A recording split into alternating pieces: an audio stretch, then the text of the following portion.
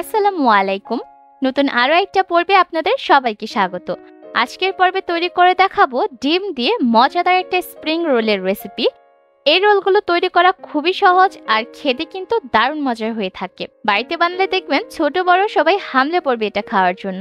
আশা করছি বরাবরের মতো আমার আজকের রেসিপিটাও আপনাদের সকলের কাছে ভালো লাগবে। স্প্রিং রোল তৈরি করার জন্য প্রথমেই ভিতরে পুরটা তৈরি করব। তার জন্য একটা বাটির মধ্যে নিয়েছি 1 কাপ পরিমাপে পেঁয়াজ কুচি, এর মধ্যে দিয়ে দিয়েছি 1 টেবিল চামচ ধনিয়া পাতা কুচি, দিয়েছি কাঁচামরিচ কুচি 2 চা চামচ, সেই সাথে দিয়েছি 1 চা চামচ চিলি ফ্লেক্স।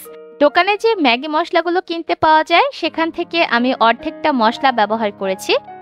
সেই সাথে আধা চা চামচ দিয়েছি জিরার গুঁড়া আর 1/4 চা চামচ দিয়েছি লবণ। এবার সবকিছুকে ভালোভাবে মাখিয়ে নিচ্ছি।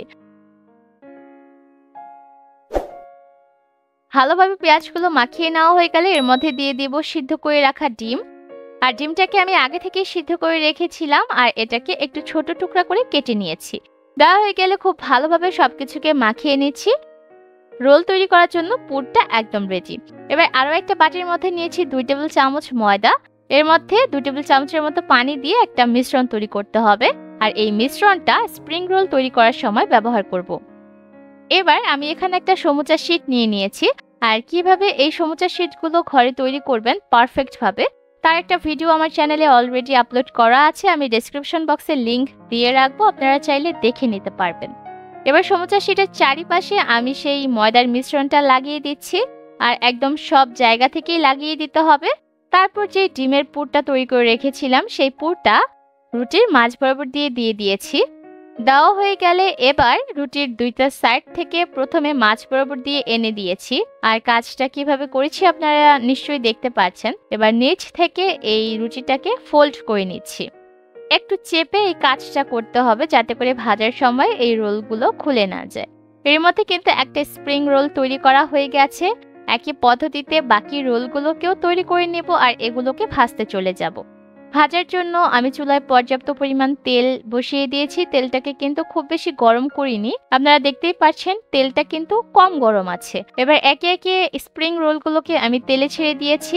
চুলার আঁচটাকে মিডিয়াম হিটে রাখতে হবে, তাহলে দেখা যাবে স্প্রিং রোলগুলো ভাজার পর অনেক বেশি মুচমুচে হবে আর এর লেয়ারগুলো অনেক বেশি ক্রিস্পি হবে। তবে বেশি আঁচ দিয়ে যদি আপনি স্প্রিং রোলগুলোকে ভাজেন তাহলে দেখা যাবে ভেজে নামানোর সাথে সাথেই এগুলো নেতিয়ে পড়বে বা তেমন একটা মুচমুচে হবে না। যখন একটা সাইড হালকা একটু ভাজা হবে তখন রোলগুলোকে আমি উল্টে দিচ্ছি। আর দেখতেই পাচ্ছেন কম গরম তেলে স্প্রিং রোলগুলো ছাড়ার কারণে রোলের উপর কোনো বাবলসের ক্রিয়েট হয়নি, যার কারণে এর লেয়ারটা মসৃণ আছে। আর এই মসৃণ থাকার কারণেই কিন্তু স্প্রিং রোলগুলো অনেক বেশি মুচমুচে হবে। এবার ততক্ষণ পর্যন্ত রোলগুলোকে ভাজবো যতক্ষণ না পর্যন্ত এর মধ্যে সুন্দর একটা রং চলে আসে। চুলার আঁচ মিডিয়াম হিটে রেখে 8 থেকে 10 মিনিটের মতো ভাজলেই দেখবেন রোলগুলো ভাজা হয়ে যাবে। এর মধ্যে রোলগুলো ভাজা হয়ে গেছে। এবার এই রোলগুলোকে আমি চুলা থেকে নামিয়ে নিচ্ছি।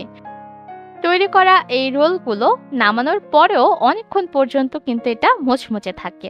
চাইলে আপনারা এটাকে তৈরি করে বাচ্চাদের নাস্তায় দিতে পারেন, আবার চাইলে বিকেলে চায়ের সাথে সার্ভ করতে পারেন। খুব সহজে এই রোলগুলো তৈরি করা যায় আর খেতেও কিন্তু দারুণ মজার হয়ে থাকে। আশা করছি আমার আজকের এই সহজ স্প্রিং রোলের রেসিপি আপনাদের কাছে ভালো লেগেছে। বাড়িতে অবশ্যই রেসিপিটা ট্রাই করবেন আর খেয়ে কেমন লাগলো কমেন্ট করে জানাবেন।